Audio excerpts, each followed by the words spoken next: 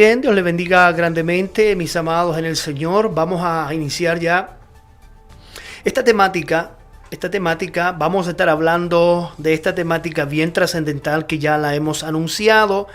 ¿Quién es quién entonces en Medio Oriente? Ese es el tema que vamos a compartir el día de hoy. Esperando que usted también pueda ser grandemente bendecida con el tema que vamos a compartir el día de hoy. ¿Quién es quién en Medio Oriente? Bien, vamos a iniciar este tema y vamos a estar tocando algunos aspectos. Y lo primero que vamos a estar abordando, ya para que usted entienda cómo lo vamos a hacer, cómo lo vamos a desarrollar, lo primero que vamos a estar desarrollando entonces va a ser un poco acerca de Israel. Vamos a hablar acerca de Israel, lo primero que vamos a hacer. Luego también vamos a estar hablando en segundo lugar acerca de lo que es el mundo árabe, ¿verdad? Lo que es el Islam, lo que es los musulmanes, ¿ya? Y luego, en tercer lugar, vamos a estar hablando y mirando, por supuesto, a través de mapas, a través de diseños que hemos creado, todo lo que es la tierra actual de Medio Oriente, y vamos a estar analizando desde un punto de vista profético, geográfico, escatológico, lo que estamos viviendo alrededor del mundo. Bien, vamos a leer un texto, ya, para que entremos ya en el desarrollo, un texto muy importante, descrito allá en el profeta Ezequiel. Ya va a salir en su pantalla este texto, ¿sí?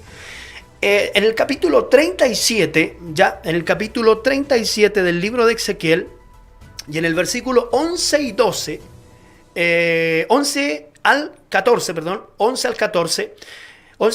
vamos a leer estos textos basándonos en una profecía, ¿verdad?, que el profeta Ezequiel tiene en relación a Israel, ¿ya? Dice la palabra del Señor: me dijo luego, hijo de hombre, todos estos huesos son la casa de Israel.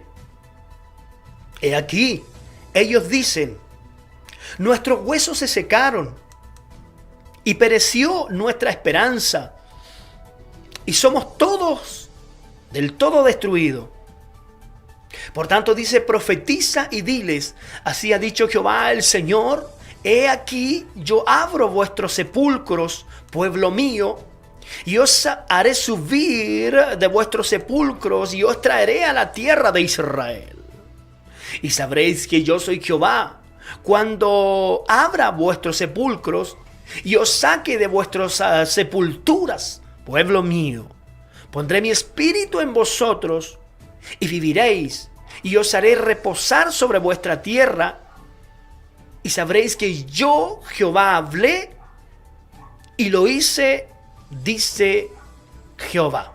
Perfecto. Ese es el texto que vamos a explicar, por supuesto, un poco para entrar en temática entonces en este punto. Ese texto que nosotros acabamos de leer, amados hermanos, va a dejarnos ver a nosotros, y no solamente a nosotros, sino también a todo lo que es el mundo judío, hermano, una profecía que se cumplió propiamente tal el 14 de mayo de 1948, cuando el Estado o la nación de Israel, amados en el Señor, vuelve a ser, valga la redundancia, una nación, después de 1900 años, hermanos, de haber estado esparcidos prácticamente por todo el mundo. Vamos ahora a tratar de entender esto, porque aunque la nación de Israel siempre tuvo esperanzas de que Dios estaría con ellos, y de verdad que Dios siempre estuvo con ellos, pero hubieron circunstancias que Dios les permitió vivir a ellos por también por su idolatría, por su pecado, por su maldad, y estas circunstancias en instantes los separó del Dios Todopoderoso. Y vamos a hacer un chequeo ahora a través de la historia, cómo la historia, hermanos, se va a encargar de darnos contexto en cuanto a la historicidad que tiene el pueblo de Israel. La nación de Israel tiene aproximadamente así 4.000 años de existencia. Y lo vamos a hacer enfáticos en esto, porque vamos a tenerlo, hermanos, en comparativa, hermanos, con todo lo que tiene que ver con el mundo islámico. Nosotros sabemos, tenemos que entender dos cosas. Primero, sabemos que por todo lo que nos enseña la historia, sabemos que Abraham es el padre, ¿verdad? Es el padre de multitudes. Sabemos que la promesa principal, amados en el Señor, está sobre Abraham, ¿cierto? Eso está claro. Luego, hay dos ramas, ¿verdad? Que se desprenden para traer dos tipos de creencias. Por un lado, tenemos el judaísmo, que se desprende de la descendencia de Abraham, que cree que la bendición, por supuesto, vino sobre Abraham y posteriormente vino sobre Isaac y luego Jacob y luego las 12 tribus de Israel, y por consecuente después de 400 y tantos años que estuvo en Egipto, hermanos, salió casi 2 millones de judíos, hermanos, ya como una nación de Egipto, y ahí comienza la historia del pueblo de Israel en sí. Pero por otro lado tenemos otra corriente de interpretación, que es la corriente, ¿verdad?, del Islam, en este caso, que son los musulmanes, ¿ya? Que son también, como ellos son árabes, por supuesto, entonces creen que sí, Abraham es el padre, pero la descendencia viene sobre Ismael. Entonces lo que postulan ellos, y por lo tanto ellos son entonces los herederos, o los que pretenden ser herederos de las bendiciones del padre Abraham. ¿Ya? Pero vamos a ir explicando esto, hermanos, a través de la historia también. Quiero poner en contexto esto, que es muy importante. Existen los árabes, siempre existieron los árabes. En el tiempo de Israel, el Antiguo Testamento, ya existieron los árabes, y existieron por el otro lado los hebreos. Ambos pueblos son pueblos semíticos, ya son descendientes de Sem, porque lógicamente Abraham es descendiente de Sem. Entonces Ismael también es descendiente de Sem, y también Isaac, por supuesto, al ser hijos de Abraham, son descendientes de Sem, son semíticos. Y entonces, ¿qué ocurre? Siempre han existido los árabes. A la diferencia que hay entonces es que el mundo judío tiene más de 4.000 años, y no solamente la historia bíblica o la historia de la Torá los hermanos los respalda, la historia geográfica también lo respalda, y por otro lado los árabes, entendemos que el mundo islámico, el Islam, se creó aproximadamente en el año 7 después de Cristo, hermano, con la aparición y las revelaciones de Mahoma, que vamos a hablar un poco más adelante, y hermano, se creó el Islam, y desde ahí en adelante, por supuesto, existe el mundo musulmán, que en el fondo el mundo musulmán, ¿verdad?, es los que creen, los musulmanes son los que creen en el Islam, ¿verdad?, y también son árabes. Ahora, hay árabes que no son musulmanes, ¿me entiendes? Hay árabes que son árabes israelíes, árabes cristianos también, ¿cierto? Pero entonces el tema aquí, hermano, es la forma de creer, o la forma propiamente tal de interpretar los hechos en base a la historicidad de cada uno. Ya, eso es importante que lo podamos entender y tener bien claro. Ahora vamos a mirar un poco la historia de Israel. Ya, vamos a mirar un poco la historia de la nación de Israel. Es importante que usted pueda estar prestando atención a lo que vamos a estar mostrando en su pantalla. Ya, bien. Nosotros conocemos que en la historicidad de Israel, hermano, todo partió en Ur de los Caldeos. Dios llama a un hombre, ¿verdad?, cuyo nombre fue Abraham, de la tierra de Ur de los Caldeos, hermanos, alrededor de 2.000 kilómetros, hermano, para llegar a la tierra de Canaán. Y ya conocen todos la historia de Abraham, etcétera, etcétera, etcétera, ¿verdad? Y entonces nosotros, en base a eso, conocemos la historia. Después Abraham engendró, ¿verdad?, a Isaac, luego Jacob, y luego los 12 patriarcas que por aquellos entonces, ¿verdad? Por necesidad fueron a dar ¿a dónde? A Egipto. Nosotros conocemos la historia de José, etcétera, a Egipto. 450 años, más de 400 años, hermano, el pueblo de Israel estuvo y vivió bajo la subyugación, ¿verdad?, de Faraón en Egipto. Ese es bien importante que nosotros lo podamos entender, para más o menos ir hablando acerca de la historicidad del pueblo de Israel. ¿Ya? Eso tenemos que entenderlo. Después de ese tiempo, entonces, Israel, hermano, salió con mano poderosa del Dios Todopoderoso de Egipto y anduvo 40 años en el desierto. Luego está saliendo ya en su pantalla lo siguiente. Luego, ¿verdad? Hubo un autogobernado, ¿verdad? En Israel, en la tierra de Israel. Luego que Israel sale de Egipto, andan 40 años en el desierto, conocemos la historia. Después vino el tiempo de Josué, después vino la repartición, Josué repartió las tierras, no se olvide de eso. Luego vino el tiempo de los jueces, el cual el último juez fue Samuel, ¿cierto? Y entonces hubo un tiempo también donde no hubo rey en Israel, por supuesto, fue autogobernado, ¿verdad?, por diferentes líderes, por diferentes caudillos, es decir, no hubo rey hasta el primer rey, ¿verdad?, que nosotros conocemos la historia, que fue Saúl. Después de Saúl, hermanos, Saúl gobernó 40 años, después vino David, 40 años más, y después vino Salomón, 40 años más. Por lo tanto, entre Saúl, que fue el primer rey, y Salomón hubieron, hermanos, 120 años de reinado. Después la historia nos enseña que vino, hermano, lo que fue la división del reino, el reino del norte, el reino del sur, etc. Bien, posterior a eso, en la historia, Jerusalén, ¿verdad?, fue creada, fue instaurada, ¿verdad?, por el rey David, cuya capital era, ¿verdad?, Jerusalén, hermano, de la nación de Israel en este caso. Era un reino independiente, con reyes, ¿verdad?, gobernados desde Jerusalén, lo que le estaba diciendo anteriormente. Entonces es importante que lo podamos entender desde ese punto de vista, como lo está viendo usted en pantalla, toda la historicidad de la nación, en este caso del pueblo de Israel. ¿Ya?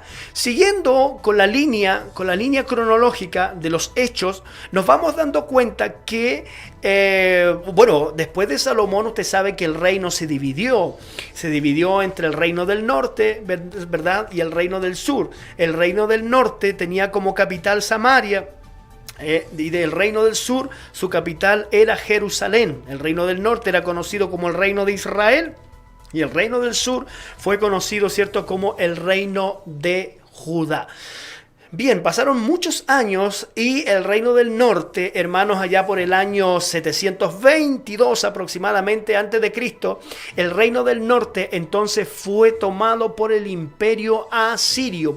El imperio del norte, el reino del norte, ¿verdad?, el reino de Israel fue tomado por el imperio asirio, y alrededor de 200 años posterior a eso fue el rey Nabucodonosor, liderando a los caldeos, al imperio babilónico, que vino después del imperio asirio. Fue Nabucodonosor, rey de Babilonia, que subyugó entonces al imperio asirio. Entonces fueron ellos los que conquistaron posteriormente, hermanos, a el reino del sur, cuya capital era Jerusalén. Fueron los babilónicos entonces que subyugaron a la nación de Israel. ¿Ya? Y posterior a eso, mire cómo vamos avanzando en la línea cronológica. Posterior a eso, profetizado también por el gran profeta Jeremías en uno de sus capítulos, ¿verdad? El profeta Jeremías anunció de que el pueblo de Israel, ¿verdad?, iba a ser esclavo por los babilónicos, hermanos, por 70 años. Pero después, hermano, los babilónicos fueron destituidos o fueron subyugados por el imperio persa, por el imperio medo-persa, hermano, y fueron ellos a través de la orden de Ciro, de Artajerjes, de Darío, también a través de esos 3 reyes del imperio medo-persa, que se les permitió al pueblo hebreo, ¿verdad?, volver nuevamente a restaurar, hermanos, Jerusalén, y el templo pudiera ser construido, ¿verdad?, por segunda vez. Nosotros conocemos la historia de hombres como Zorobabel, hombres como Josué, hombres como Esdras, hombres como Nehemías, que tuvieron la responsabilidad de restaurar nuevamente el templo, construir el segundo templo, en este caso de, hermanos, Jerusalén. Bueno, posterior a eso vino el imperio, ¿verdad? El imperio medo-persa fue subyugado por el imperio griego, ¿verdad? A cargo de Alejandro Magno, hermano, fue Alejandro Magno que subyugó al imperio medo-persa. Y bueno, siempre Israel estuvo bajo asedio, bajo sujeción de todos estos imperios. Esto es importante que lo podamos destacar para ir conociendo un poco más la historia. Y después del imperio, posterior al imperio griego de Alejandro Magno, ya nosotros conocemos la historia, también vino el imperio romano. Y siempre entonces, hermano, bajo el imperio, hermano, griego y el imperio romano, siempre la nación de Israel entonces tuvo que estar subyugada, ¿verdad?, a la sujeción de estos grandes imperios. Eso es importante que lo podamos destacar, hermanos, para que más o menos entendamos la historia.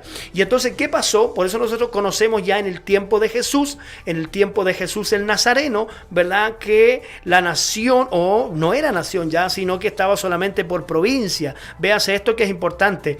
En el tiempo ya de Jesús, Israel estaba completamente destituido, estaba subyugado por provincias solamente, hermano. La provincia del sur era la provincia de Judá, la provincia del centro era la provincia de Samaria, y la provincia del norte era la provincia de Galilea. Entonces ya todo subyugado bajo el imperio romano, que según el cronograma que estamos mirando ahí, que está saliendo en su pantalla, fue en el año 70 prácticamente que Israel fue, hermanos, destituido por completo. Se destruyó entonces el segundo templo que había sido construido por los líderes Josué, Zorobabel, Esdras y Nehemías. Hermano, el segundo templo había durado algunos años, cientos de años, y fue destruido entonces por el imperio romano. Ya eso es importante que lo podamos entender. Ahora, ¿qué pasó desde ahí en adelante?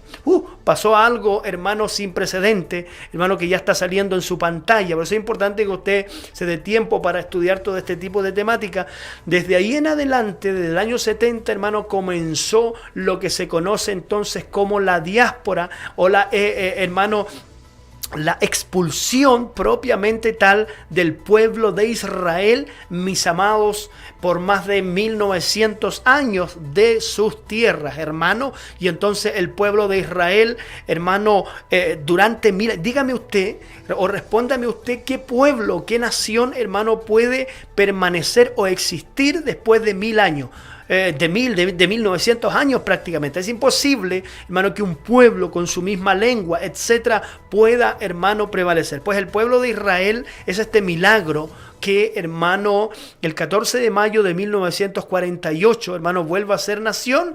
Y, hermano, en la guerra, hermano, de los 6 días de 1967, Jerusalén vuelve a manos del pueblo de Israel. Imagínense qué historia más trascendente es lo que estamos ahí. Esto es más o menos a grandes rasgos, mis amados en el Señor, la historicidad del pueblo de Israel, para que entendamos este tema.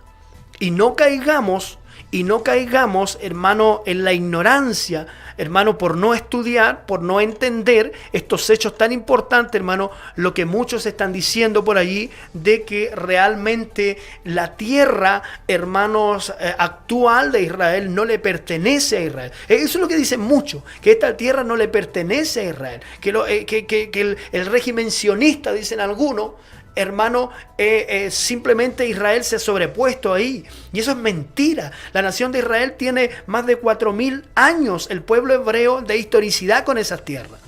¿Ya? Y eso es muy importante que lo podamos entender, porque si no entendemos eso, hermano, vamos a andar volando, hermano, por todos lados. Tenemos que conocer entonces la historicidad sobre Israel en la tierra de Canaán que fue prometida a Abraham, Isaac y Jacob. Ahora vamos a mostrar algunas cosas que son bien importantes y le vamos a pedir que usted pueda prestar mucha atención, ¿verdad?, a lo que va a ver ahora, porque esto es muy importante que usted lo pueda ver. ¿Le parece?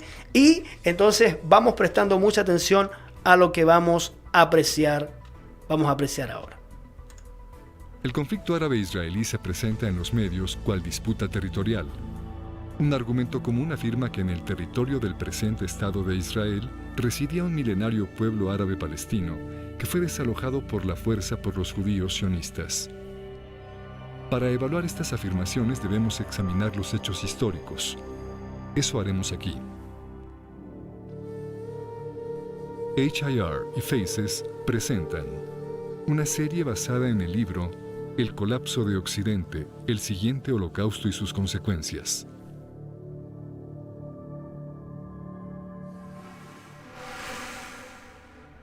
Fueron los romanos quienes, en el siglo II de la Era Común, primero usaron el nombre Siria-Palestina para Jerusalén y zonas aledañas. Era un uso incorrecto. En griego, Palestina quiere decir tierra de filisteos, pero los filisteos nunca ocuparon más que una pequeña tira en la costa mediterránea oriental, incluyendo parte de la actual Franja de Gaza, y habían dejado de existir hacía siglos. Los romanos habían conquistado un lugar llamado Reino de Judá, y ellos mismos, al poseerlo, lo llamaron Provincia de Judea. Ambos nombres quieren decir País de Judíos. ¿Por qué entonces cambiaron los romanos el nombre a Siria-Palestina? La comunidad y religión judía se organizan alrededor de la ley de Moisés, la cual, de acuerdo al Éxodo, nació en una revuelta de esclavos. Esto explica que la ley de Moisés denuncie la opresión y proteja a los pobres. También explica las preocupaciones de la aristocracia castrense romana. En aquellos días los judíos eran una enorme población distribuida por todo el Mediterráneo.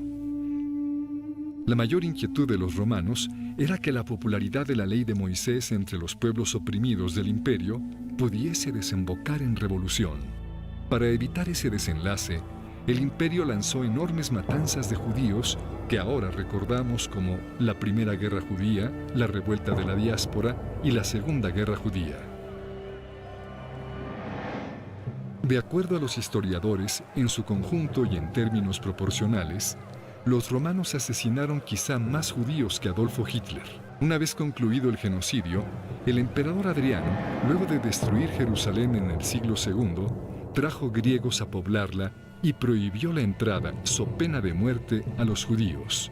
La ciudad fue renombrada Aelia Capitolina y el área Siria-Palestina.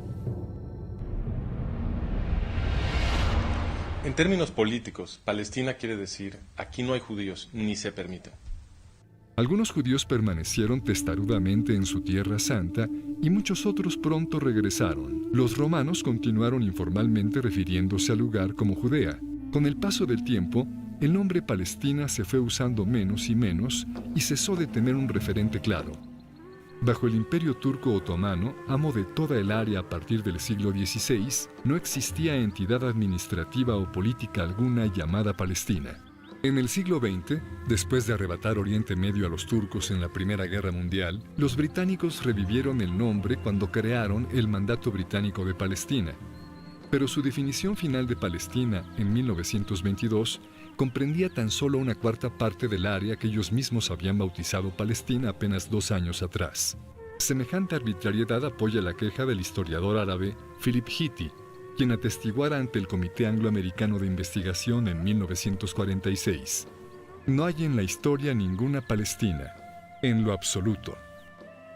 Pero si el nombre Palestina es una creación artificial del Imperio Romano y más tarde del Imperio Británico, entonces ¿quiénes son los así llamados palestinos? Esa pregunta la contestó en entrevista con la revista holandesa Trouw Zahir Muhsin, jefe de operaciones militares de la Organización para la Liberación de Palestina, o la OLP, ahora mejor conocida como la Autoridad Palestina.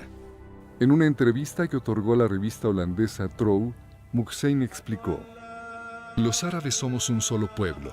Es solo por razones políticas que apoyamos nuestra identidad palestina con cuidado, pues es de interés nacional que los árabes aprendan a promover la existencia de un Estado palestino independiente en oposición al sionismo. Es verdad, la existencia de una identidad palestina está ahí solo por razones tácticas. La fundación de un Estado palestino es una nueva herramienta para continuar la lucha contra Israel y por la unidad árabe". En guerra tras guerra, los esfuerzos combinados de varios países árabes fueron derrotados por el pequeño Israel.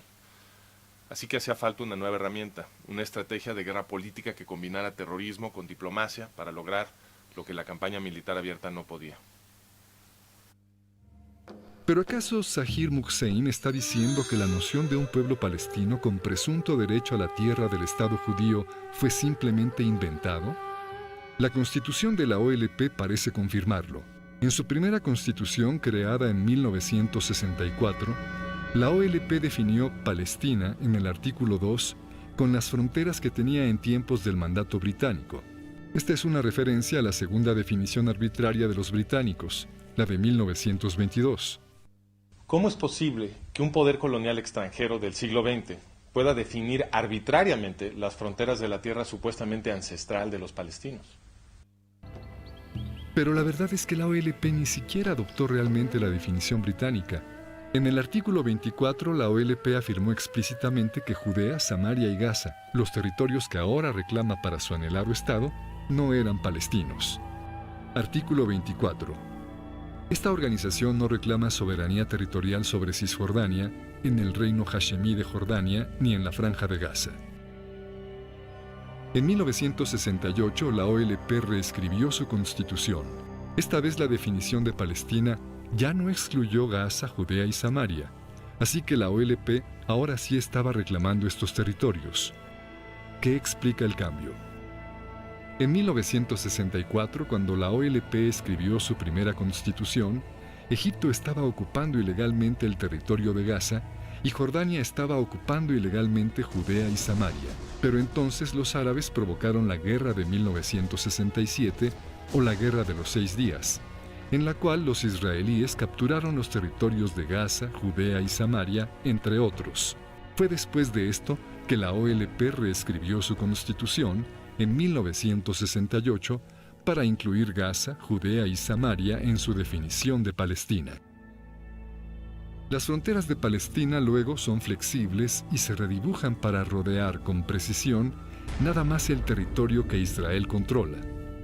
En otras palabras, las fronteras de Palestina se escogen tan solo para que pueda ser usada como una herramienta para continuar la lucha contra Israel.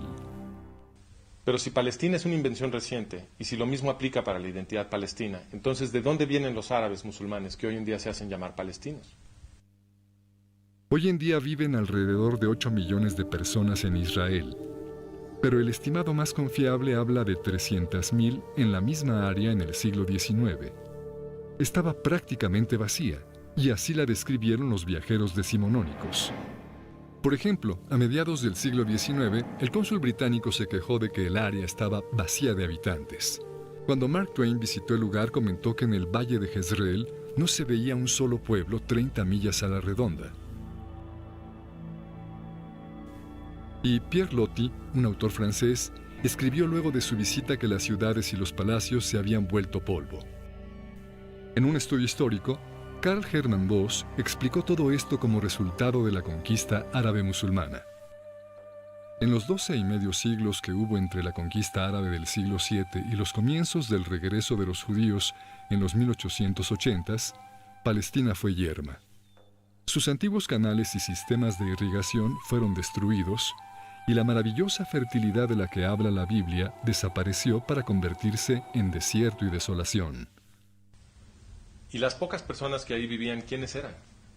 La mayoría eran musulmanes, pero se dividían en varias identidades, algunas violentamente opuestas y ninguna de ellas palestina. También subsistían pequeñas comunidades judías en la mayoría de los asentamientos grandes y en los pueblos de la Galilea, y también había grandes poblaciones judías en Jerusalén, Hebrón, Safed y Tiberias. En Jerusalén, de hecho, los judíos eran mayoría. Un documento del consulado británico fechado en 1859 dice: «Los mahometanos de Jerusalén no exceden una cuarta parte de la población entera». En 1878, 2 años antes de que empezaran las migraciones sionistas, el sultán otomano lanzó una política de reasentamiento para atraer musulmanes, en su mayoría circasianos y argelinos. El historiador Arnold Blumberg explica: después de 1880, los empujes del naciente nacionalismo judío, del patrocinio turco de la colonización de musulmanes foráneos y de la inmigración espontánea de árabes atraídos por la nueva prosperidad de Palestina, cambiaron el carácter demográfico de estas tierras. En 1878, enormes olas de inmigración musulmana comenzaron a llegar a lo que había sido en esencia un terreno baldío. Es obvio que la mayoría de quienes ahora se llaman palestinos no tienen raíces milenarias en aquel lugar. Esto lo confirma el comportamiento de la ONU, pues ha definido al refugiado palestino como cualquier no judío que hubiese partido durante la guerra de 1948 y cuya familia hubiese residido en el área tan solo 2 años. Sin esta definición, la población de así llamados refugiados palestinos se reduce casi a nada. Ahora bien, casi todo mundo reconoce que los judíos sionistas se asentaron sobre todo en tierra yerma que nadie usaba. El propio rey Abdullah, quien participaría en el esfuerzo por destruir el incipiente Estado judío en 1948, escribió en 1946: «Me asombré de ver los asentamientos judíos. Habían colonizado las dunas de arena, tomado agua de ellas y las habían transformado en un paraíso». El rescate judío de la tierra produjo un resplandor económico que atrajo a muchos árabes de países vecinos buscando una mejor vida. Y estos engordaron las filas de quienes más tarde se harían llamar palestinos. Muchos creen, sin embargo, que los judíos sionistas robaron las tierras sobre las cuales se asentaron. ¿Fue así? Esa pregunta la contestó Haj Amin al-Husseini, padre del movimiento palestino. En 1936, Husseini, muftí de Jerusalén, lanzó su cuarta oleada terrorista contra los judíos del mandato británico de Palestina. La llamó la Revuelta Árabe. Esta violencia duró hasta 1939. En 1937, el gobierno británico envió un equipo a investigar, encabezado por Lord Peel. Su misión era establecer lo que sucedía y por qué. Llamó a Husseini a comparecer como testigo. Sir Lori Hammond preguntó a Husseini si el problema era que los judíos habían tomado tierras árabes por la fuerza. Husseini contestó: «En la mayoría de los casos las tierras fueron adquiridas. Lo que pregunto es si fueron adquiridas por la fuerza, con compulsión, como si hubiesen sido adquiridas para uso público. No, no fue así. No fueron adquiridas por la fuerza. No. Pero entonces estas tierras que ascienden a los 700,000 dúnams, ¿de hecho fueron vendidas? Sí, fueron vendidas, pero el país fue puesto en condiciones para facilitar aquellas adquisiciones. No estoy seguro de estarle entendiendo. Fueron vendidas. ¿Quién las vendió? Los terratenientes. ¿Árabes? En su mayoría eran árabes. ¿Hubo alguna compulsión para que vendieran? Y si así fue, ¿de quién? Como en otros países, hay gente que se ve forzada por las circunstancias, las fuerzas económicas, a vender su tierra. Los terratenientes árabes que según Husseini habían sido forzados a vender sus tierras eran los Efendi, los grandes señores feudales de la zona. Ellos hacían lo que les viniera en gana. Nadie los forzó a vender. Y vendieron sus tierras menos productivas a precios altísimos. De hecho, la familia del mismo Husseini, terratenientes Efendi de primerísimo orden, lucraba tremendamente con estas ventas. Los Husseini primero amenazaban de muerte a los pequeños terratenientes si osaban cometer el así llamado crimen nacional de vender tierra a los judíos. Luego compraban esos predios a precios de bancarrota, los consolidaban y se los revendían a los judíos a precios de extorsión. El historiador Nathan Weinstock explica: en otras palabras, la propaganda hipernacionalista se convirtió en un negocio lucrativo. un fraude gangsteril al estilo estadounidense para la aristocracia árabe. En conclusión, es falso decir que un milenario pueblo palestino vio sus tierras arrebatadas por los judíos sionistas. Primero, porque no había tal pueblo palestino en esa tierra, y segundo, porque los judíos sionistas compraron las tierras de terratenientes árabes que las vendieron gustosos a precios muy por encima del precio de mercado. Para ver la documentación detallada que apoya las afirmaciones de este video, visita El colapso de Occidente, el siguiente holocausto y sus consecuencias. Parte 1, capítulo 1. Se ha dicho que Gran Bretaña... Mire qué interesante lo que estamos compartiendo. El Estado judío. O sea que... Los británicos de hecho se aliaron con Haj Amin al-Hussein. O sea que... Ese será el tema de nuestro siguiente video. Fueron los mismos árabes los que entregaron sus tierras, los que vendieron propiamente tal, hermano, sus tierras. Entonces, ¿qué significa esto? Significa que de alguna manera la historia misma nos está diciendo, desde un punto de vista arqueológico, ¿cierto? Desde un punto de vista histórico, la misma historia nos está diciendo que las tierras fueron vendidas por los mismos, por la misma gente de aquel lugar. Entonces, yo te estoy dando aquí, para que nos podamos entender nosotros, hermanos, te estoy dando pruebas fehacientes, ¿verdad?, de que la historia arqueológica, la historia misma, nos está diciendo de que esas tierras fueron entregadas por los mismos árabes que a su vez vendieron, ¿verdad?, a los hebreos. Y no digamos entonces que los hebreos son los que tomaron por la fuerza, porque los mismos árabes aquí, los mismos líderes árabes, están reconociendo que jamás entonces lo tomaron por la fuerza en su primera instancia. Así que eso es importante que lo podamos entender de una manera muy clara. Bien, siguiendo con esta temática, es importante que podamos entender todo esto, ¿ya? Porque estamos poniendo en claro todos los hechos a la luz de la historia, a la luz de la geografía, ¿cierto? Y a la luz de la palabra del Señor. ¿Sí? Bien, vamos a avanzar entonces, vamos a ir avanzando. Estamos tocando este tema, ¿verdad?, acerca de entonces quién es quién, ¿verdad?, en Medio Oriente. Y usted está quedando claro con esta temática, ¿cierto?, a la luz de la palabra del Señor. A la luz entonces de la palabra del Señor. Esperamos que esta temática que estamos compartiendo pueda ser para usted de mucha bendición también. Bien, vamos a seguir entonces, y vamos a estar leyendo también, por supuesto, respaldándonos por las Sagradas Escrituras, lo que las Sagradas Escrituras nos dice, nos enseña. Por ejemplo, en el libro de Jeremías, capítulo 23, versículo 3 al 8, dice las Sagradas Escrituras: y yo mismo recogeré el remanente de mis ovejas de toda la tierra a donde las eché, y las haré volver a sus moradas, y crecerán y se multiplicarán. Mire qué interesante es lo que la Biblia nos está diciendo acá. Y pondré sobre ellas pastores que las apacienten, y no temerán más, ni se amedrentarán, ni serán menoscabadas, dice Jehová. Mire qué interesante lo que estamos viendo, ¿eh?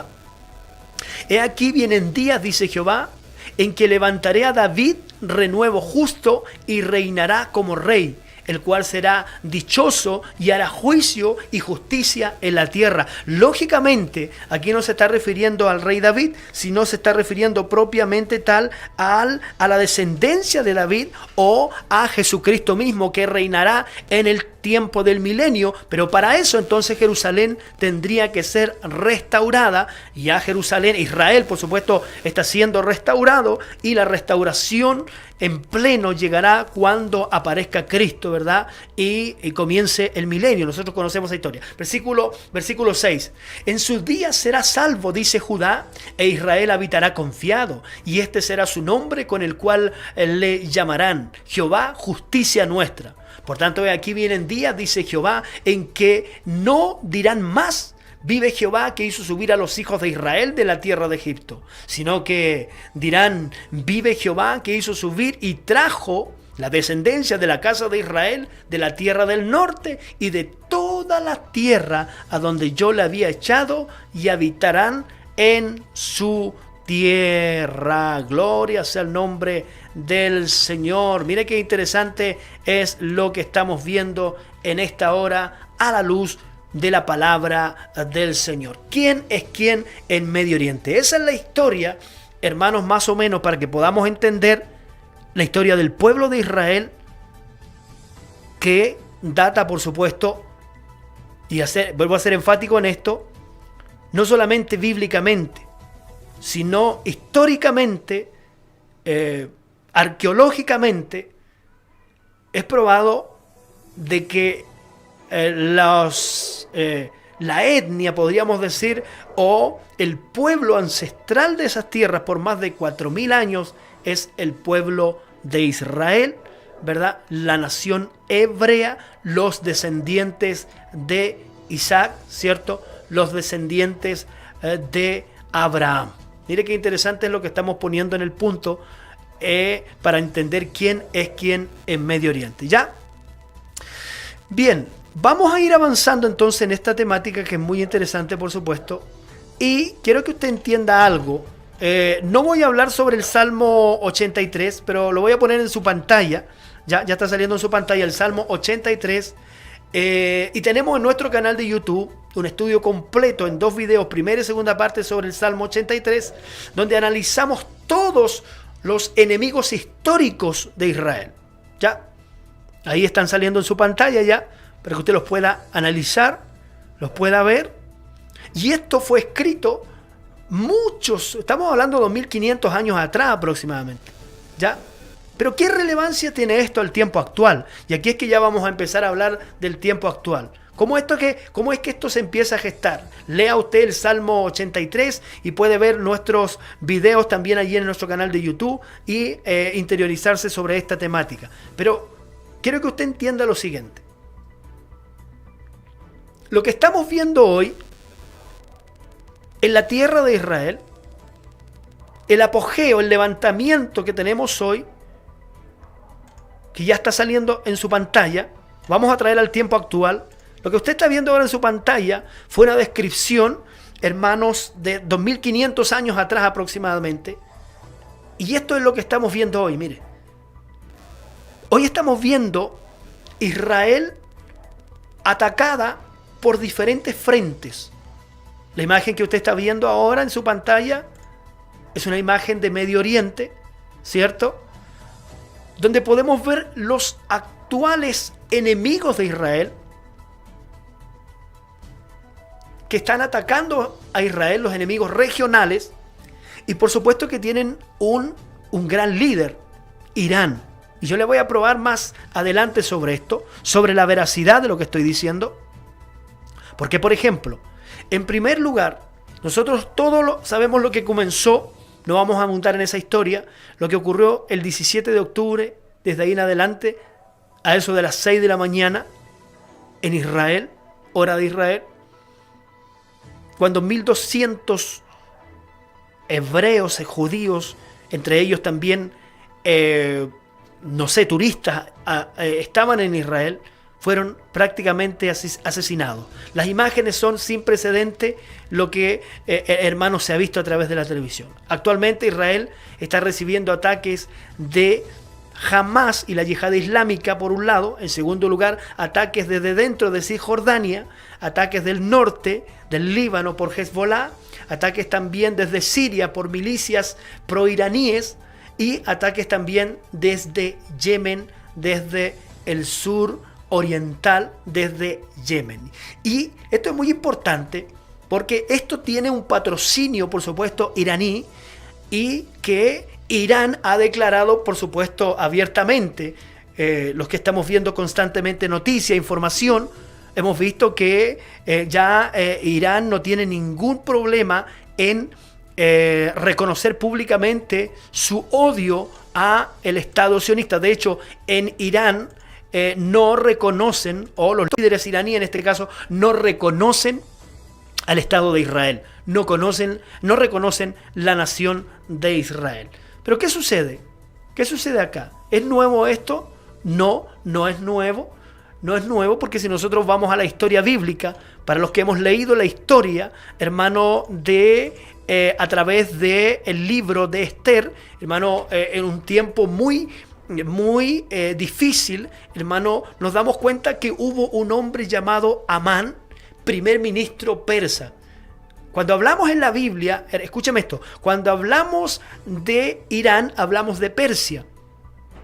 ¿Ya? Persia es Irán, Irán es Persia. Según el libro de Esther, Amán era el hijo de Amedata, una descendiente de Agag, rey de los amalecitas. Ya sabe usted la historia, enemigos acérrimos del pueblo judío. Los acontecimientos tienen lugar en la ciudad de Susa, capital, ¿cierto?, del reino de Persia. Y Amán era primer ministro de la antigua Persia. Y este hombre preparó un complot para matar a todos los judíos instalados en el imperio, ¿verdad?, en el imperio persa. Hizo aprobar un decreto firmado por el rey Asuero, ordenó el exterminio completo de la población judía. El proyecto de Amán fue descubierto por la reina Esther y por su tío Mardoqueo, ambos hebreos, ¿cierto? Los planes de Amán se le volvieron en contra de él y de su familia. Entonces Amán y sus 10 hijos fueron capturados y ejecutados por orden del rey Asuero. ¿Qué pasó? Si nosotros leemos el libro de Esther entero, nos vamos a dar cuenta que ya hay una historicidad, escuche lo que estoy diciendo, en cuanto a los persas, en este caso que es Irán, para erradicar, para terminar con los hebreos. Mira qué interesante lo que estamos hablando. Ahora, ¿cómo yo puedo definir? Porque alguien me preguntó en mi canal de YouTube, ¿cómo usted prueba de que Irán es el que está respaldando a todo lo que está ocurriendo en la región de Medio Oriente? Pues preste atención a lo que va a ver a continuación y luego usted también puede aportar su granito de arena para que entendamos entonces lo que estamos viendo. Muy interesante lo que usted va a escuchar a continuación. Esta es una de las plazas más antiguas de Teherán. En 2017 se inauguró aquí este reloj con una cuenta atrás hasta 2040 para, citamos, la destrucción de Israel. Forma parte de la propaganda estatal de la República Islámica. Pero ¿puede Irán destruir a Israel? ¿Es real esta amenaza? ¿Cómo está respondiendo Israel y qué papel juegan Estados Unidos o Arabia Saudí? Ponemos a todos estos actores en el mapa del conflicto en Oriente Medio en DB Geopolítica.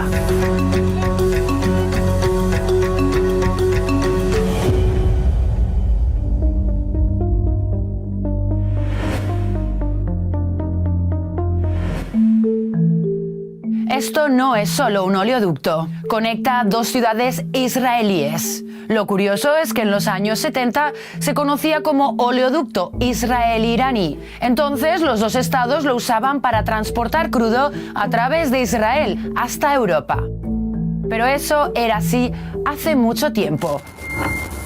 این غده سرطانی از هنگام آغاز مرحله‌ای رشد کرده. He pledged, quote, there will be no Israel in 25 years. El ataque terrorista perpetrado en suelo israelí en octubre por la milicia islamista Hamas ha elevado el conflicto a otro nivel, porque Hamas está respaldado por Teherán. Irán e Israel están entre las mayores potencias militares de Oriente Próximo, pero son dos estados muy diferentes. El régimen iraní niega el derecho a existir de Israel, el único estado de mayoría judía del mundo. Pero el conflicto va más allá de la cuestión judío-musulmana. También tiene que ver con la lucha por la influencia en la región y con el gran aliado de Israel, Estados Unidos. Desentrañemos qué hay detrás y de qué trata realmente la disputa. Después de que Israel declarara su independencia en 1948, Irán fue uno de los primeros países de mayoría musulmana que reconoció al nuevo Estado. Pero entonces, ¿qué ocurrió después? Todo cambió cuando en 1979 la revolución iraní derrocó al régimen del Shah, apoyado por Occidente. Ruhollah Khomeini, el líder de la revolución islámica, creía que su lucha debía propagarse a todo Oriente Medio y al mundo. Para él, Israel, como parte del llamado Occidente, era un problema en medio de una región de mayoría musulmana. Y desde entonces el régimen iraní no reconoce a Israel como Estado. Sus dirigentes ni siquiera mencionan su nombre. Volvemos a la plaza de Teherán, en la que desde 2017 corre una cuenta atrás hasta 2040 para, citamos, la destrucción de Israel. Y que forma parte de la propaganda estatal de la República Islámica. La plaza es a menudo escenario de protestas como estas. Replican la retórica antisemita y anti-israelí del régimen iraní. Iran has been using this rhetoric of destroying Israel, but I think we need to be a bit careful distinguishing between rhetoric and reality. Merzat Boroujerdi ha escrito numerosos libros sobre la sociedad y la política iraníes tanto en inglés como en farsi. La plaza que hemos mencionado antes, adivina, se llama Plaza Palestina. Tras el ataque de Hamas a Israel, muchos iraníes protestaron aquí en apoyo a los palestinos, algunos también en defensa de la milicia islamista. Irán es un estado autoritario, por lo que estas protestas podrían no reflejar lo que la gente opina realmente. Ya hemos visto en el pasado otras protestas orquestadas por el régimen. Recordemos que desde la revolución iraní, la República Islámica se alzó como una firme defensora de la causa palestina. ¿A qué se debe esto? Se lo preguntamos a Abed Kananeh, experto en relaciones árabe-israelíes. Using this issue in order to get a recognition as a regional power in the Middle East. En la misma línea opina el politólogo Merzat Boroujerdi. The way to understand Iranian foreign policy is that they claim to be, quote unquote, the leader of the Muslim world. They try to formulate this sort of rhetorical campaign that can resonate with the average citizen in the streets of the Arab Muslim world, where they say, we are the defender of the weak, we are the defender of the Palestinians. No podemos entrar mucho en detalles sobre el conflicto palestino-israelí, pero si quieres saber más, puedes consultar este vídeo. Ahora ya sabes por qué Irán considera a Israel su enemigo, pero su influencia traspasa fronteras. Esto es lo que Irán llama el eje de la resistencia. Ya has oído hablar de la milicia islamista palestina Hamas, que perpetró un ataque terrorista en suelo israelí el pasado 7 de octubre de 2023 y que es considerada una organización terrorista por Estados Unidos y la Unión Europea. Hamas no es el único grupo de la región que recibe financiación y armas de Irán. Entre estas milicias también se encuentran la Yihad Islámica en Gaza y Cisjordania, Hezbollah en Líbano, las Fuerzas Armadas sirias, la Fuerza de Movilización Popular en Irak y los hutíes en Yemen. El respaldo a Hamas contribuyó a que Irán se posicionara como el principal defensor de la causa palestina en el mundo árabe. Pero ojo a este punto, que también es importante para tener una visión de conjunto. La mayoría de los musulmanes del mundo son suníes, también en los territorios palestinos y también en Arabia Saudí, gran actor regional y archienemigo del régimen iraní. De hecho, Arabia Saudí e Irán compiten por el control en Oriente Medio. Irán, sin embargo, es de mayoría chiita, que es una rama del Islam. Lo mismo ocurre con la mayoría de milicias proiraníes en la región, como Hezbollah. Vayamos a la región fronteriza entre Líbano e Israel. Esta zona del sur del Líbano está bajo el control del grupo militante islamista Hezbollah, que al igual que Hamás, está respaldado por Teherán. Y luego están los hutíes, que operan principalmente en Yemen. Fíjate en este eslogan, donde en rojo se puede leer «Muerte a América, muerte a Israel, maldición a los judíos». Básicamente las mismas consignas que oímos en Teherán. El odio contra Israel suele ir ligado al odio contra Estados Unidos. De modo que podemos ver un ideario común entre el régimen iraní y el apoyo político a los hutíes. Irán, eso sí, niega a enviar armas al grupo. Entonces, tenemos varias milicias fuera de Irán que cuentan con respaldo iraní. Y algunas de ellas han jugado un papel importante tras los atentados de octubre contra Israel. Las hostilidades entre Hezbollah e Israel se remontan a décadas, pero la tensión ha escalado tras los ataques terroristas de Hamás, con lanzamiento de misiles desde el Líbano a Israel y una respuesta israelí con ataques aéreos hacia el Líbano. Y los hutíes de Yemen han atacado barcos supuestamente vinculados a Israel en el Mar Rojo. Esto coloca a Irán en una confrontación directa con Israel. ¿Pero significa esto que el propio régimen iraní podría actuar directamente contra Israel en el futuro? Tengamos presente esta pregunta para más adelante. Ya vimos la parte iraní, vayamos ahora con Israel, que tampoco se quedó de brazos cruzados. Tomemos estas dos zonas en Sudán y en Siria. Ambas fueron alcanzadas por dos ataques aéreos en 2009 y en 2013. Se cree que Israel está detrás de estos ataques y de cientos más en Siria, dirigidos contra arsenales para impedir que el armamento iraní llegue a manos de Hamás en Gaza y a Hezbollah en el sur del Líbano. Y hay otro tema peliagudo y potencialmente letal: las armas nucleares. El régimen iraní ha reiterado que su programa nuclear solo está destinado a producir energía. Irán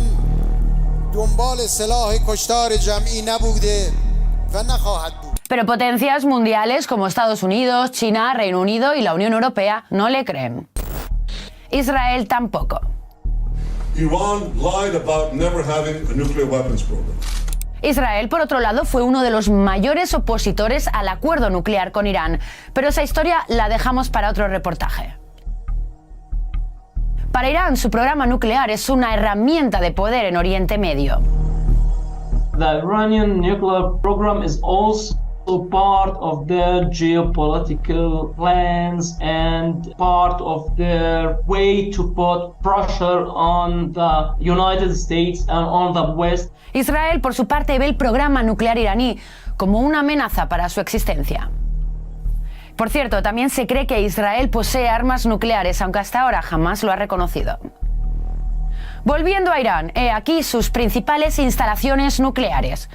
A lo largo de los años han sufrido numerosos sabotajes, como esta instalación nuclear de Natanz, donde según expertos una explosión en 2020 habría retrasado 2 años el programa nuclear iraní. Irán señaló a Israel. Previamente, funcionarios israelíes amenazaron implícitamente con atacar esas instalaciones nucleares. Se cree que la Mossad, la agencia de inteligencia israelí, también ha atentado contra ciudadanos iraníes, incluyendo una serie de asesinatos de científicos nucleares de alto nivel, como el líder del programa nuclear iraní en 2020. No obstante, Israel jamás lo reconoció oficialmente. ¿Recuerdas el oleoducto que mencionamos al principio? Pues hoy ya no fluye petróleo iraní por él. Aquí entra en juego un país que te ayudamos a poner en el mapa: Azerbaiyán. Otro país con mucho que decir en este conflicto. Desde los años 90, Israel mantiene buenas relaciones con Azerbaiyán, un régimen autoritario de mayoría musulmana. Azerbaiyán se ha convertido en uno de los principales proveedores de crudo de Israel y un estrecho socio militar. Fíjate en el sur de Azerbaiyán. El país comparte una frontera de más de 700 kilómetros con Irán. Su ubicación podría servir a Israel para realizar un ataque de largo alcance contra territorio iraní. Ahora podemos entender mejor las bases del conflicto entre Irán e Israel. Irán usa una retórica anti-israelí para amasar más poder en Oriente Próximo, e Israel lucha contra las milicias proiraníes y la influencia regional de Teherán. Y ya lo hemos visto, ambos países son potencias regionales. Pero ¿cómo puede un país tan pequeño como Israel ser un actor militar tan importante? Esto se debe en parte a que Israel no es el único que ve a Irán como un enemigo y además tiene un país poderoso de su lado. Estados Unidos, principal aliado israelí militar y financieramente, un respaldo que se basa en intereses estratégicos en Oriente Medio y, como sabes, un enemigo común, Irán. Este mapa muestra los países que han normalizado recientemente sus relaciones diplomáticas con Israel. Los acuerdos de Abraham fueron una iniciativa estadounidense. Fueron firmados en el año 2020 por Marruecos, Sudán y, lo que es más importante, 2 estados del Golfo, Bahrein y los Emiratos Árabes Unidos junto a Israel. La coalición entre Israel y estos países musulmanes suníes fue una de las formas con las que Estados Unidos ha intentado contener la influencia de Irán. Recordemos, Irán es oficialmente un país chiita y que Israel estreche lazos con los países de mayoría musulmana sunita de la región no parece gustarle particularmente. این ضد حرکت ضد وحدت اسلامی است و ضد اتحاد اسلامی است. Pero nos falta hablar de un gran actor regional y además país de mayoría suní, Arabia Saudí. Israel y Arabia Saudí no solían tener relaciones oficiales. Desde principios de 2023, Estados Unidos ha intentado negociar un acuerdo entre ambos. Todo apuntaba a que estaban cerca de lograr un pacto histórico, algo que por otro lado a Irán, acérrimo enemigo de Arabia Saudí, no le habría hecho ninguna gracia. Y todos sabemos lo que ocurrió después, el ataque terrorista de Hamas contra Israel del pasado octubre y la posterior declaración de guerra de Israel a Hamas. Los mortíferos ataques israelíes en Gaza azuzaron la indignación del mundo árabe y pusieron en suspenso las relaciones entre Israel y sus vecinos. Como sabes, las milicias proiraníes están arremetiendo contra Israel y Estados Unidos ya envió buques de guerra a la región. Pero aún nos queda por responder a una pregunta clave. ¿Podría en efecto entrar el régimen iraní en el conflicto? Iran will not be involved because if Iran involved in this war, it will become a regional and even worse than a regional war. My argument will be they know that getting involved in a war with Israel, when Iran really doesn't have any air force to speak of, they are no match for sophisticated Israeli planes. Así pues, parece que Irán evitará implicarse directamente, pero el conflicto irano-israelí está lejos de resolverse.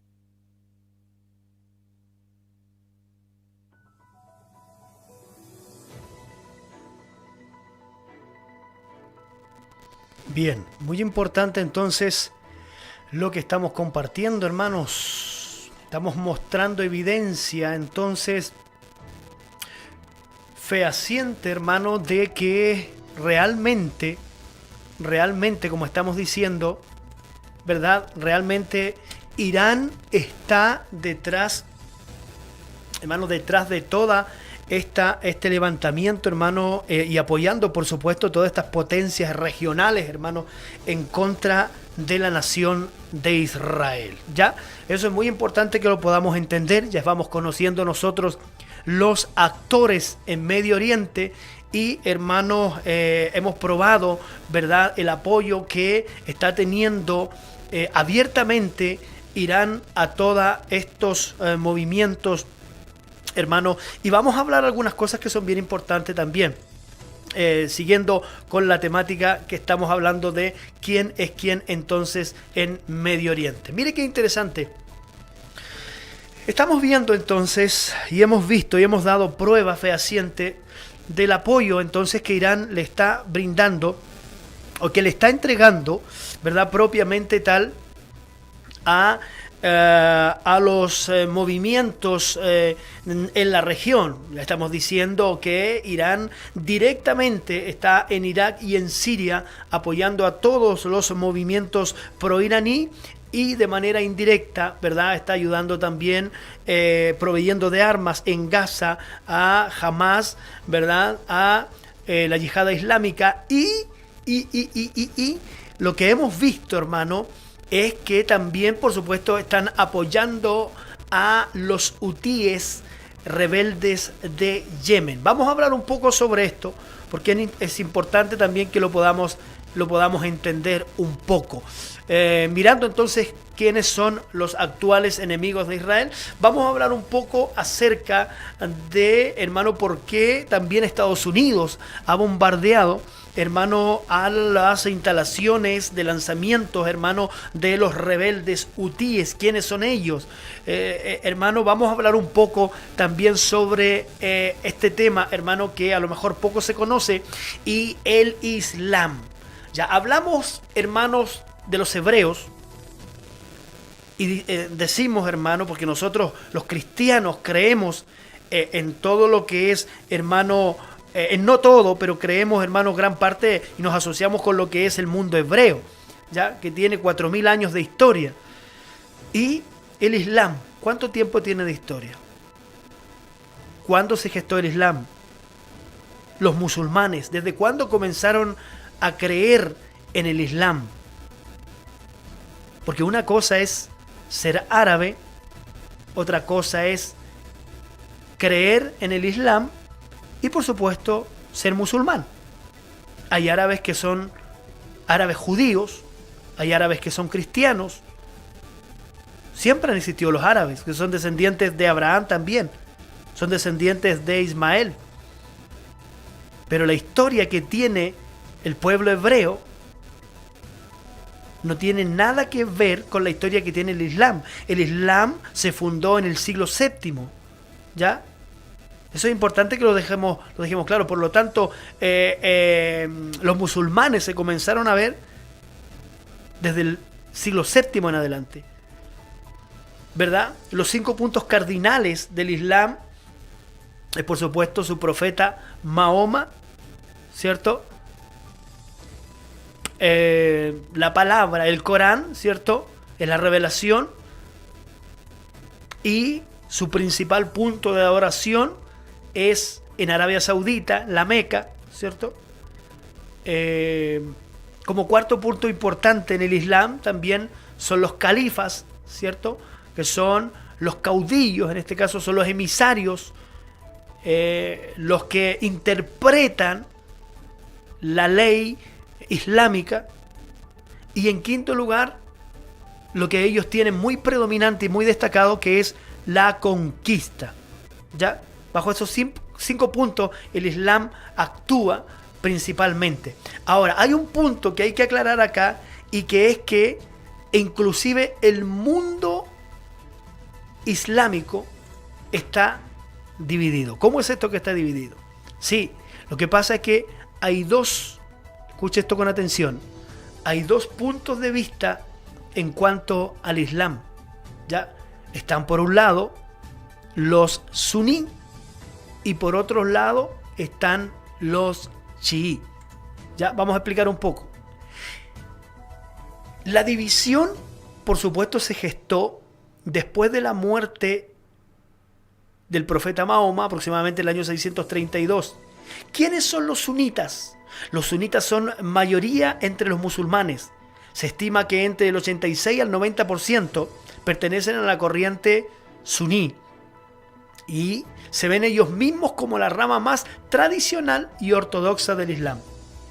Ahora, por su parte, ¿quiénes son los chiitas? Los chiitas iniciaron como una facción política, literalmente Shiat Ali, o el partido de Ali. Ali era el yerno del profeta Mahoma, y los chiitas reclaman su derecho, y él de sus descendientes a líderes a los musulmanes. Mira qué interesante lo que estamos viendo, ¿eh? Porque entonces se gesta estos 2 tipos de facciones, o estos 2 tipos de interpretar el Islam. Entonces, por eso que hay una división, hermano, entre islamistas, entre musulmanes. También hay una división, están por un lado los suníes y por otro lado los chiíes. Mira qué interesante. Entonces, por eso es que usted ve también, por ejemplo, que hay atentados, por ejemplo, estos días atrás, en Irán, hermano, en Irán se adjudicó un atentado, hermano, el Estado Islámico, que es una facción mucho más radical, hermanos, dentro del Islam. Ya, eso es importante que lo podamos entender. No vamos a ahondar mucho, pero hermanos, es importante que lo podamos entender. Porque realmente usted puede observar que hay luchas entre ellos mismos, hermanos. Ni entre ellos se entienden. ¿Se da cuenta? Entonces eso significa que hasta entre ellos mismos están divididos. Ya, es importante que lo podamos entender. Ahora, podemos ver en el mapa, en cuanto a porcentajes, lo que estamos viendo en su mapa, ahora en su pantalla, es en cuanto a porcentajes, los dos países más grandes, hermanos, que hay en Medio Oriente, para que usted sepa, son, hermanos, Arabia Saudita, que está enfrente de Irán. Y, por supuesto, los dos no se asocian. De hecho, Arabia Saudita es más socio de Israel y más al socio de Estados Unidos, de los países de la Unión Europea y de Occidente, no así Irán, que comparte, mis hermanos, una corriente completamente diferente. Por lo tanto, Arabia Saudita, hermano, es de mayoría entonces suní, y Irán y por supuesto todos sus aliados son de mayoría chiitas. Y por eso también entre ellos, inclusive entre musulmanes, hermano, entre islámicos, ¿verdad? No se entiende. Mira qué interesante esto. Ahora, ¿por qué es importante que nosotros tenemos que explicar esto? Vamos a echar una mirada un poco, hermano, a lo que es ahora, hermano, el Medio Oriente. Ya está saliendo en su pantalla un plano, hermano, de lo que es el actual Medio Oriente. Y aquí quiero que tengamos mucho cuidado, porque resulta que hace unos días atrás, ¿sí?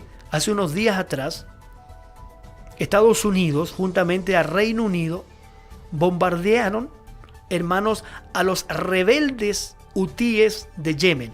Ahí en el plano que estamos mostrando aparece Yemen abajo, en la parte de abajo, que en este caso representaría el sur. Y hermanos, ¿por qué? Porque Yemen desde hace ya unas semanas está bombardeando, hermano, hacia Israel, porque también ellos creen que tienen que estar con la causa palestina, y entonces Israel ha confrontado esos ataques, hermano, en el aire, ¿verdad? Y los ha destruido, hermano, los ataques de acá, hermano, desde Yemen a través de los rebeldes hutíes, hermano, respaldados por Irán. ¿Y cuál es el punto acá? El punto es que, hermano, los rebeldes hutíes han comenzado a, hermano, a tratar de subyugar o, hermanos, a confrontar, a enfrentarse también a embarcaciones, a grandes navieras, hermanos, que vienen con petróleo por este estrecho, hermano, pasan hacia el Mar Rojo y luego, hermano, van a dar, así como está mostrando la flecha roja, hermano, hacia el Mediterráneo por, hermanos, el canal de Suez, ¿ya? El canal de Suez, hermano, aproximadamente 4 millones de barriles de petróleo al día.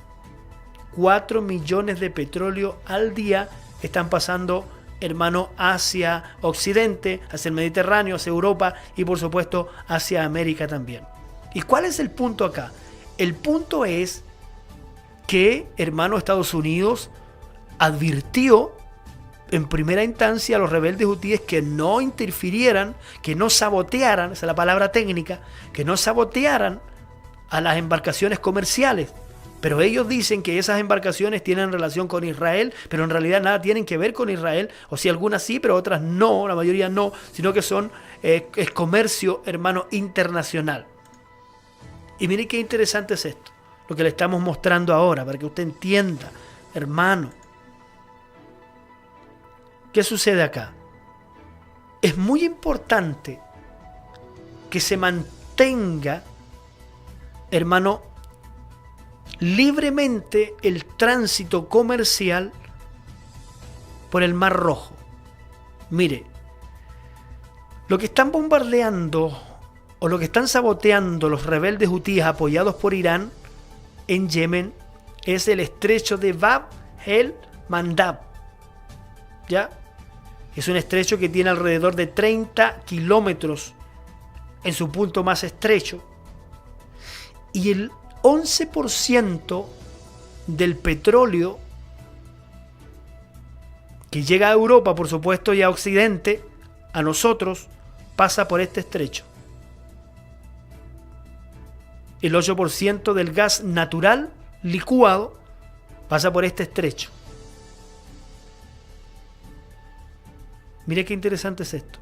Y eso sin contar lo que es todo lo que usted, por supuesto, encarga a China, a Asia, a India, o que viene desde allá a través del mar. Ahora, ¿cuál es el punto crítico acá? Como está viendo en este mapa, en este globo donde sale África, hay 3 puntos muy importantes acá, que es este estrecho que estamos viendo, el estrecho que está acá en el Golfo Pérsico, que es el estrecho de Hormuz, donde viene petróleo, ¿cierto?, de Qatar, de Emiratos Árabes Unidos, a través de embarcaciones, llega al estrecho acá de Bab al-Man y viene hasta el estrecho acá del Canal de Suez, donde atraviesa el mar Mediterráneo. ¿Qué pasa? Si siguen los sabotajes acá, entonces los barcos con cargamento comercial tendrían que darse la vuelta por acá, mire, por el mapa negro del planeta acá que dice por el sur de África. ¿Pero qué significa eso? Significa que al no pasar por el Mar Rojo, por el Canal de Suez, al dar la vuelta al sur del África, ¿ya? Por donde pasa el 14, el 12 al 15% del transporte marítimo, si tuviera que tomarse entonces el paso por el sur de África, se demoraría ese paquete que usted manda a enviar, un auto, qué sé yo, un transporte, 15 a 20 días más. Y el precio del flete o del transporte sería multiplicado por 3 veces más. Entonces, ahora se explica el hecho de que tanto Estados Unidos como Reino Unido están muy alerta y no van a permitir, bajo ningún punto, que los rebeldes hutíes respaldados por Irán se hagan de este lugar o traten de sabotear lo que son las embarcaciones comerciales que tienen que llegar a Europa y por supuesto a Occidente, a Latinoamérica también, y llegarnos por supuesto a nosotros también. Eso es más o menos, hermano, para que nosotros entendamos a grandes rasgos, por supuesto, lo que estamos viendo. ¿Ya?